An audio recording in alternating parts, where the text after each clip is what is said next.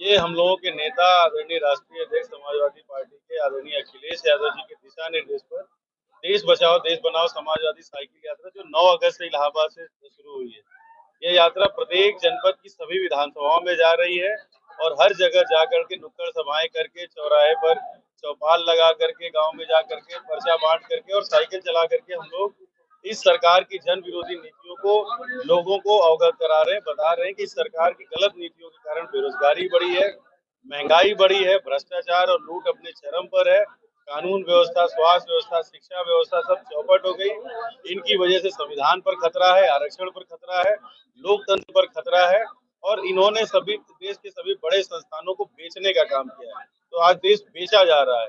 लोगों को हम लोग इस सरकार का सच बताने आए हैं कि इस सरकार ने इस देश के सभी संस्थानों को अपने नियंत्रण में कर लिया है।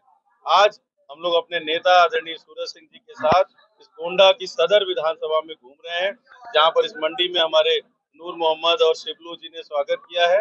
हम इन सभी लोगों का धन्यवाद भी देते हैं और लोगों से अपील भी करते हैं कि आने वाले 2024 के चुनाव में इस सरकार को सत्ता से उखाड़ दें। लोकसभा चुनाव जैसे ऐसे में कैसे देख रहे हैं, जिस तरीके से बीजेपी के लोग कह रहे हैं कि पूरी दुनिया बीजेपी की अनुसरण कर रही है। नहीं, यही तो बात है कि बीजेपी का जो झूठ है उसी का नकाब नोचने हम लोग निकले हैं। इस सरकार का सच बताने हम लोग निकले, जो चीज बाकी संस्थाएं नहीं कर रही हैं।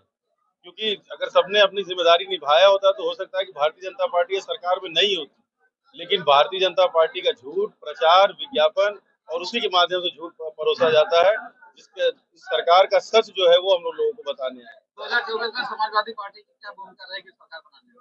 समाजवादी पार्टी के नेतृत्व में सरकार बनी।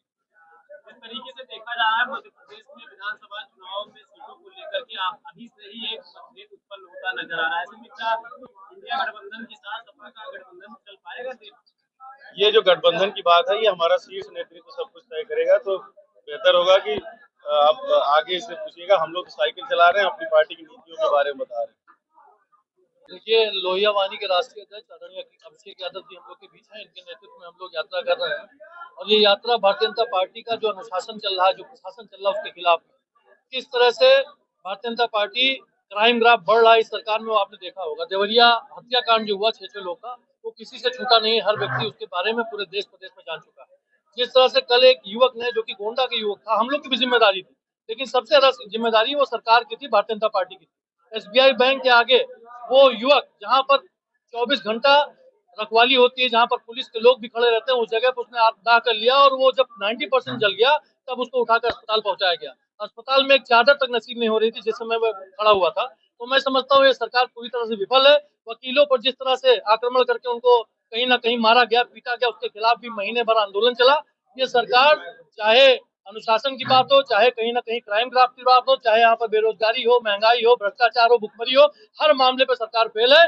इस बात को लेकर हम जन जागरण कर रहे हैं साइकिल यात्रा के द्वारा, और पहला पकड़ जो हमारा पहला पखवाड़ा था वो शहर का निपट चुका है। अब हम लोग गोंडा सदर विधानसभा के गांव में घुस रहे, गांव गांव जाकर हम लोग ये बात बताने का काम करेंगे कि सरकार किस तरह से किसान के मुद्दे पर, किस तरह से नौजवान के मुद्दे पर, किस तरह छात्र छात्राओं के मुद्दे पर, किस तरह से व्यापारियों के मुद्दे पर, किस तरह यहाँ व्यापारी जहाँ हम बैठे हैं, ये व्यापारी की पूरी गल्ला मंडी है या सब्जी मंडी, फल मंडी है, इस जगह पर हर आदमी जीएसटी से परेशान है।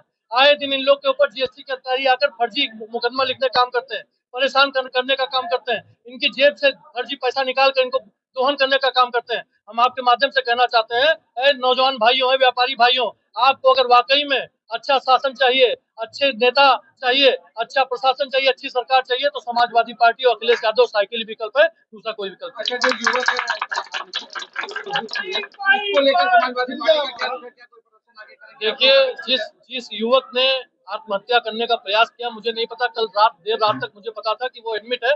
अभी उसकी स्थिति क्या है मुझे नहीं पता है, अभी तक अनाउंस नहीं हुआ डेथ हुई है कि नहीं हुई है।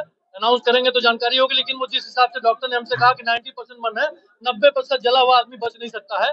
मैं निश्चित रूप से कहना चाहता हूँ, हम लोग आज ये, चूंकि पहले से प्रायोजित यात्रा थी, आज ये यात्रा खत्म होगी। आज शाम को या कल समाजवादी पार्टी का प्रतिनिधिमंडल अखिलेश यादव जी के निर्देश पर उससे मिलने जा रहा है, और हम लोग जाकर उस परिवार को आर्थिक रूप से, शारीरिक रूप से, मानसिक रूप से हर तरह की मदद करने का काम समाजवादी पार्टी करेगी। ये मैं आपको विश्वास दिला रहा हूँ।